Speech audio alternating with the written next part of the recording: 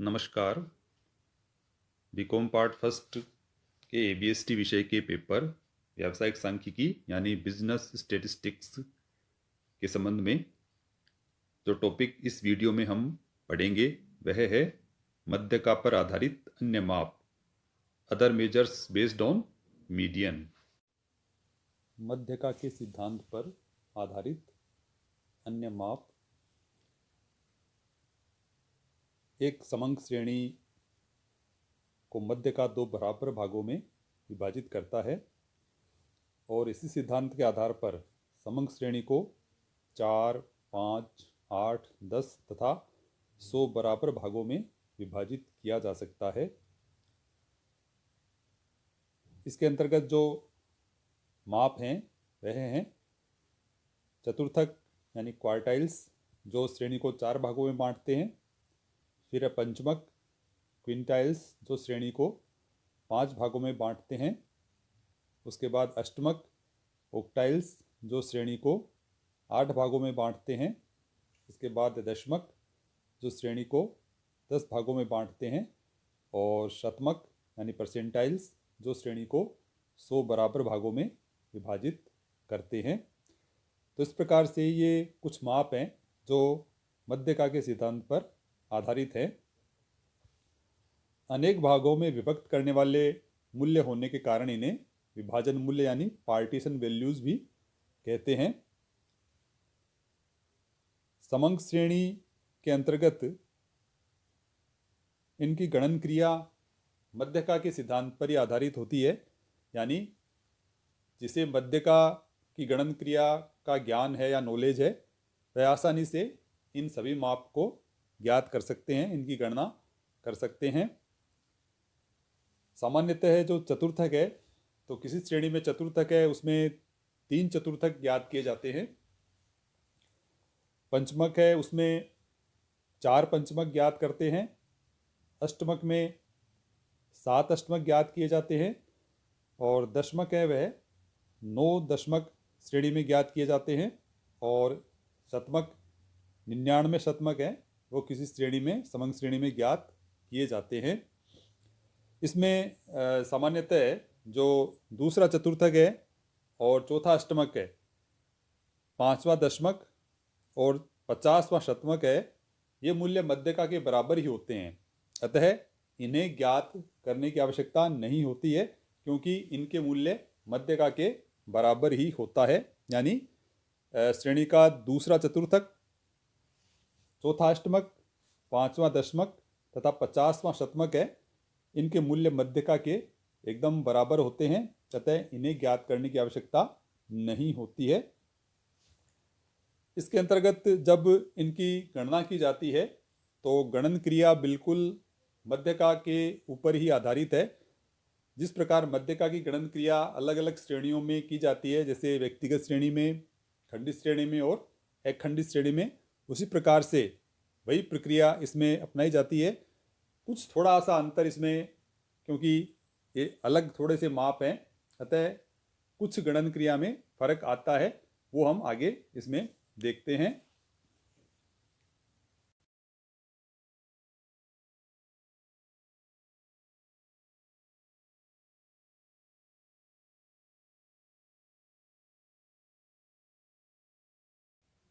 एक सांख्यिकीय श्रेणी में किस प्रकार से मध्यका पे आधारित जो अन्य माप हैं, जिसमें चतुर्थक, पंचमक, अष्टमक, दशमक व शतमक आते हैं, की गणना की जाएगी।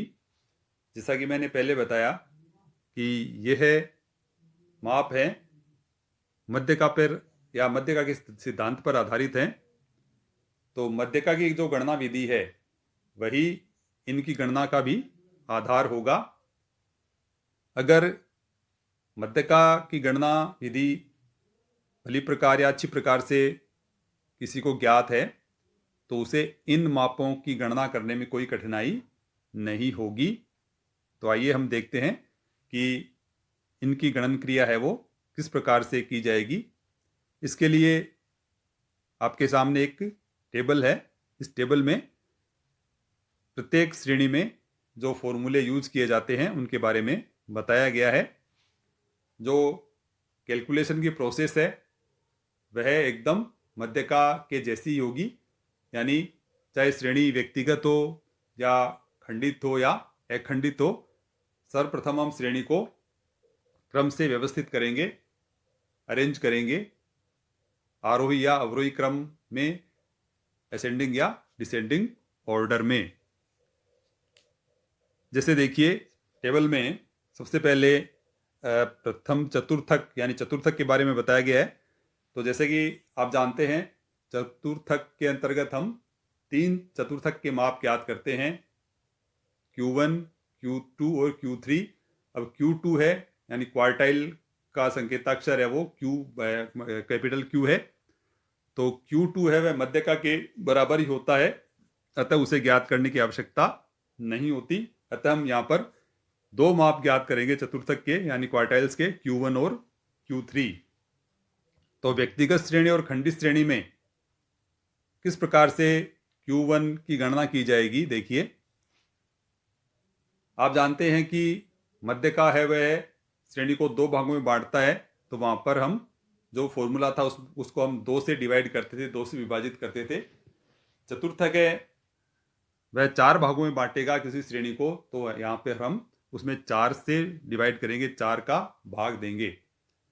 यही बात अन्य माप पर भी लागू होगी कि जैसे पंचमक है तो उसमें वहां पर हम 5 का भाग देंगे, अष्टमक है तो 8 से भाग देंगे, दशमक है तो 10 से भाग देंगे और शतमक है तो 100 से भाग देंगे, जैसे आगे आप इसमें तालिका में यानी टेबल में देखेंगे। जो व्यक्तिगत श्रेणी है और खंडित श्रेणी है उसमें जो फॉर्मूला है, जैसे आपने देखा मध्यका ज्ञात करने का फॉर्मूला होता है वह दोनों श्रेणियों में सेम है, लेकिन मध्यका ज्ञात करने का तरीका अलग है। मध्यका में हम देखते हैं व्यक्तिगत श्रेणी में कि size of n+1/2th item formula है। n का मतलब यहां पर है नंबर ऑफ आइटम यानी कुल पदों की संख्या। इस फॉर्मूले के द्वारा मध्यका के क्रम की गणना की जाती है, यानी व्यक्तिगत श्रेणी में मध्यका किस क्रम पर है वह क्रम इस फॉर्मूले के द्वारा ज्ञात होता है। जबकि जो खंडित श्रेणी है उसमें हम इस फॉर्मूले के द्वारा जो ज्ञात मूल्य उसे संचयी आवृत्तियों में देखते हैं, यानी आवृत्तियों को संचय किया जाता है। जिस संचयी आवृत्ति में पहली बार या प्रथम बार यह मूल्य शामिल होता है उससे संबंधित जो पद मूल्य है वही मध्यका का मूल्य मान लिया जाता है। तो व्यक्तिगत श्रेणी और खंडित श्रेणी में जो फॉर्मूला है वो एक जैसा ही होगा, केवल जो ज्ञात करने की प्रक्रिया है वो अलग है दोनों में। तो देखिए Q1 जब हम ज्ञात करेंगे तो व्यक्तिगत श्रेणी और खंडित श्रेणी में जो फॉर्मूला है वो होगा n+1/4, क्योंकि ये पहला चतुर्थक है अतः n+1/4 होगा। और इस फॉर्मूले के द्वारा जो मूल्य आएगा व्यक्तिगत श्रेणी में उस क्रम का जो मूल्य है वह पद मूल्य है वही Q1 का मूल्य होगा, और खंडित श्रेणी में इस मूल्य को हम संचयी आवृत्तियों में देखेंगे। जिस संचयी आवृत्ति में सबसे पहले यह मूल्य शामिल होगा उसे संबंधित पद मूल्य है वही मध्यका का मूल्य माना जाएगा। अब जो अगली श्रेणी है अखंडित श्रेणी या सतत श्रेणी, जिसे कंटिन्यूअस सीरीज कहते हैं, उसमें मध्यका कैसे ज्ञात करते हैं। क्योंकि अखंडित श्रेणी या जो कंटिन्यूअस सीरीज है उसमें जो समंक है या जो मूल्य हैं वह वर्ग के रूप में होते हैं, वर्गांतर के रूप में होते हैं। अतः सबसे पहले हमें Q1 या जो भी माप अपन हम ज्ञात कर रहे हैं उसके वर्ग का निर्धारण करना पड़ेगा। उसके लिए हम जैसे मध्यका में क्या करते हैं, मध्यका पद की गणना करते हैं यानी स्मॉल m के द्वारा। तो स्मॉल m का फॉर्मूला n/2 होता है, क्योंकि यहाँ पर जो याद कर रहे हैं माप वह चतुर्थक है, तो यहाँ पर n/4 वो हो जाएगा, और स्मॉल m की जगह स्मॉल Q1 का अपन यूज करेंगे। तो यहाँ पर ये प्रथम चतुर्थक का पद ज्ञात करेंगे। तो स्मॉल Q1 जब ज्ञात करेंगे तो उसका फॉर्मूला होगा n/4। इस n/4 के द्वारा जो मूल्य प्राप्त होगा उस मूल्य को हम संचयी आवृत्तियों में देखेंगे। जिस संचयी आवृत्ति में यह मूल्य प्रथम बार शामिल होगा उससे संबंधित जो वर्ग है वही प्रथम चतुर्थक का वर्ग माना जाएगा। वर्ग का निर्धारण करने के बाद में हम जो फॉर्मूला है प्रथम चतुर्थक यानी Q1 ज्ञात करने का उसका यूज करेंगे। फॉर्मूला एकदम मध्यका जैसा ही है।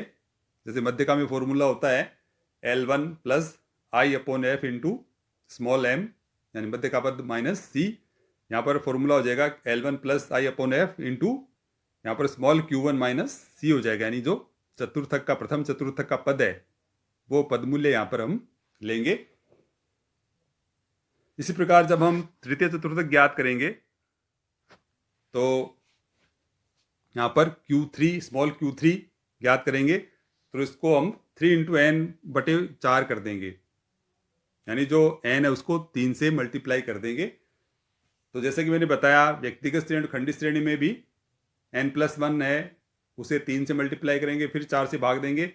यहाँ पर क्योंकि अखंडित श्रेणी है तो उसमें सबसे पहले हम तृतीय चतुर्थक का वर्ग ज्ञात करेंगे। उसके लिए हम स्मॉल Q3 यानी तृतीय चतुर्थक का पद ज्ञात करेंगे तो वो 3 इंटू एन अपॉन 4 से आएगा। इसके बाद जो फॉर्मूला है तृतीय चतुर्थक ज्ञात करने का वो हो जाएगा L1 plus i upon f into Q3 minus c. तो जो गणन क्रिया है वो एकदम मध्यका के जैसी ही है, केवल थोड़ा सा फर्क यहाँ पे इन माप को लेकर ही है। चतुर्थक के बाद जब हम पंचमक की गणना करेंगे तो फॉर्मूले में जब जहाँ पर भाग देने की बात आती है वहाँ पर हम 5 से डिवाइड करेंगे। अष्टमक है तो 8 से डिवाइड करेंगे और दशमक है तो 10 से डिवाइड करेंगे और शतमक है तो 100 से डिवाइड करेंगे। जिस नंबर का माप हमें ज्ञात करना है तो व्यक्तिगत श्रेणी और खंडित श्रेणी में n+1 को उतने नंबर से मल्टीप्लाई कर देंगे। और जब अखंडित श्रेणी है तो वहाँ पर क्योंकि अखंडित श्रेणी में हमें सबसे पहले उस माप का वर्ग यानी क्लास का निर्धारण करना पड़ेगा कि वो माप किस वर्ग में शामिल है। तो उसके लिए हम सबसे पहले जो उस माप का पद निकालते हैं, जैसे चतुर्थक है तो चतुर्थक का पद है, पंचमक है तो उस पंचमक का पद है, दशमक है तो उस दशमक का पद है, इस प्रकार से। तो वहाँ पर हम n को उतने ही नंबर से मल्टीप्लाई करके ये ज्ञात करेंगे। बाकी का जो फॉर्मूला है वो मध्यका जैसा ही है और जो बाकी की जो गणन क्रिया है वो मध्यका जैसी ही यहाँ पर रहेगी। जो n है तो n से आशय यहाँ पर पदों की संख्या से है, यानी व्यक्तिगत श्रेणी में n का मतलब पदों की संख्या से है और खंडित तथा अखंडित श्रेणियों में n का मतलब है आवृत्तियों के योग से, यानी टोटल फ्रीक्वेंसीज है वो n के बराबर वहां पर होती है। मध्यका पर आधारित जो माप हैं उन्हें समझने के लिए हम एक उदाहरण देखते हैं। आपके सामने एक इलस्ट्रेशन है जो इस प्रकार से है। निम्नलिखित समंकों से दोनों चतुर्थक, 6वां दशमक तथा 70वां शतमक ज्ञात कीजिए। Calculate the value of both quartiles, 6th deciles and 70th percentiles from the following data. इसमें जो दे रखा है वो वेजेज है, वेजेज इन रुपीज वो है 50, 30, 21, 18, 25, 27, 29, 32, 35 और 40। तो यहाँ पर जो श्रेणी या जो समंक दे रखे हैं वो क्रम से व्यवस्थित नहीं है, तो सबसे पहले हम इन्हें क्रम से व्यवस्थित करेंगे। ये जो श्रेणी है ये कौन सी होगी, क्योंकि सभी मूल्य अलग अलग दे रखे हैं तो ये श्रेणी है, व्यक्तिगत श्रेणी है। तो सबसे पहले इन्हें हम क्रम से व्यवस्थित करेंगे, आरोही या अवरोही क्रम यानी असेंडिंग या डिसेंडिंग ऑर्डर में। तो सामान्यतः हम किसी भी श्रेणी को आरोही क्रम में ही व्यवस्थित करते हैं। तो यहाँ पर सबसे पहले हम बेजेज है वो रखेंगे 18, 21, 25, 27, 29, 30, 32, 35, 40 और 50 और इनके सीरियल नंबर प्रदान कर दिए इनको 1 से लेकर ये 10 तक सीरियल नंबर है, यानी कुल पद मूल्य है वो 10 है। तो इसका मतलब n जो होगा कुल पदों की संख्या वो 10 होगी। अब जब हम चतुर्थक ज्ञात करेंगे तो सबसे पहले हम प्रथम चतुर्थक लेते हैं। तो जो Q1 है जिसका संकेताक्षर होगा Q1, तो Q1 का फॉर्मूला होगा साइज ऑफ n+1/4th आइटम, यानी जब हम मध्य का ज्ञात करते हैं तो साइज ऑफ n+1/2 करते हैं। यहाँ पर क्योंकि चतुर्थक है इसलिए हम n+1 में 4 का भाग देंगे। n+1 तो मध्य का जैसा ही है, उसमें कोई चेंज नहीं है। n का मतलब वहाँ भी नंबर ऑफ आइटम्स था, यहाँ भी नंबर ऑफ आइटम्स यानी पदों की संख्या से ही है। तो जब यहाँ पर जो पदों की संख्या है वो 10 है तो इसे फॉर्मूले में रखा हमने, तो साइज ऑफ 10+1/4 हो गया। यानी 10 में 1 जोड़ेंगे तो 11 में 4 का भाग देंगे तो 2.75 आएगा। अब क्योंकि यहाँ पर जो फॉर्मूले के द्वारा जो मूल्य हमें ज्ञात होता है वह श्रेणी में उस माप की क्रम संख्या बताता है। तो यहाँ पर 2.75 आया तो श्रेणी में 2.75 कोई क्रम संख्या नहीं है, अतः हमें इसको थोड़ा और आगे बढ़ाना पड़ेगा। क्योंकि ये जो पद का मूल्य है ये अंश में आया, फ्रैक्शन में आया है, अतः इसको हम आगे और हल करेंगे। तो Q1 का जो वैल्यू है वो कैसा होगा, यानी सेकंड आइटम का तो पूरा वैल्यू लेंगे और जो थर्ड और सेकंड आइटम है उनके डिफरेंस का 0.75 और ले लेंगे, क्योंकि जो फ्रैक्शन है या जो अंश है, पदमूल्य का जो अंश है वह 0.75 है। यानी तीसरे पदमूल्य और दूसरे पदमूल्य का जो अंतर है उसका 0.75 हिस्सा और दूसरे जो क्रम संख्या के पदमूल्य उसमें और ऐड कर देंगे। तो इस प्रकार से हो जाएगा ये फॉर्मूला कि value of second item plus 0.75 और into difference third item and second item. तो देखिए जो सेकंड आइटम है वह क्या है, दूसरे सीरियल नंबर पे जो मूल्य वेजेज में अवस्थित है वह है 21। तो 21 लिया हमने, फिर उसमें प्लस किया 0.75 into third item minus second item. तो थर्ड आइटम है 25 और सेकंड आइटम है 21, तो 25 में से 21 माइनस किया तो आएगा 4 और 4 को 0.75 से मल्टीप्लाई करेंगे तो आएगा 3 और 21 में 3 को प्लस करेंगे तो Q1 का मूल्य आएगा 24। इसी प्रकार से जो तीसरा चतुर्थक है Q3, उसके लिए हम जो फॉर्मूला यूज करेंगे वो होगा size of 3 into n+1/4 item. यहाँ पर n+1 को हम 3 से मल्टीप्लाई कर देंगे क्योंकि तीसरा चतुर्थक हम यहाँ पर ज्ञात कर रहे हैं। तो साइज ऑफ 3 इंटू n+1/4 फॉर्मूले का यूज हम करेंगे। तो देखिए 3 इंटू 10+1 यानी n का मूल्य वो 10 ही है, तो 3 इंटू 10+1/4। तो इसको जब हल करेंगे तो 11 को 3 से मल्टीप्लाई किया जाएगा तो 33 आएगा। 33 को 4 से डिवाइड करेंगे तो 8.25 आएगा। यहाँ भी जो पद का मूल्य है वो अंश में यानी फ्रैक्शन में आया है, पूर्णांक में नहीं है, क्योंकि 8.25 कोई क्रम मूल्य या क्रम संख्या नहीं है। तो इसमें भी हम जब Q3 का मूल्य ज्ञात करेंगे तो इस प्रक्रिया को थोड़ा और आगे बढ़ाना पड़ेगा। हम ये जानते हैं कि जो Q3 का मूल्य है वो 8वें क्रम के जो मूल्य है और जो 9वें क्रम के मूल्य है उन दोनों के बीच में है। तो 8वें क्रम का मूल्य है वो 35 और 9वें क्रम का मूल्य है वो 40। तो जो Q3 का मूल्य है वो 35 और 40 के बीच में है। तो जिसमें दोनों के डिफरेंस का है वो 0.25 हिस्सा और जोड़ा जाएगा। तो यहाँ पर जो Q3 का मूल्य ज्ञात करेंगे उसमें value of 8th item plus 0.25 into difference of 9th and 8th item लेंगे। तो वैल्यू ऑफ 8th आइटम है वो पूरा लेंगे यानी 35 plus 0.25 into 9th item minus 8th item. तो 9th आइटम है वो 40 है और 8th आइटम है वो 35 है। तो 40 माइनस 35 करेंगे तो ये जो आएगा 5 को हम 0.25 से मल्टीप्लाई करेंगे तो 1.25 आएगा। तो 35 में 1.25 प्लस करेंगे तो Q3 का मूल्य आएगा वो 36.25 आएगा। अब हम 6वां दशमक ज्ञात करते हैं यानी D6 यानी डेसिल्स 6, तो इसका फॉर्मूला होगा size of 6 into n+1/10th item. यहाँ पर ये हम दशमक की गणना कर रहे हैं, अतः n+1 में हम 10 का भाग देंगे, और क्योंकि छठा दशमक है D6 है, तो n+1 को 6 से गुणा किया गया है। अब n का मान इस फॉर्मूले में रखेंगे, n बराबर 10 है, क्योंकि n यहाँ पर पदमूल्यों की संख्या से n का मतलब है, तो पदमूल्य यहाँ पर 10 है टोटल। तो फॉर्मूले में हमने रखा 6 इंटू 10+1/10। इसको हल करने पर हमें जो मूल्य प्राप्त होगा वो होगा 6.6।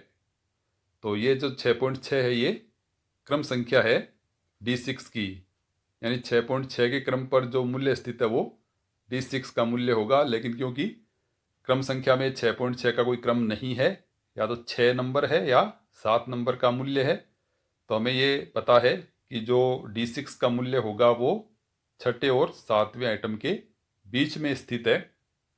तो यहाँ पर हम इसको थोड़ा और आगे हल करेंगे।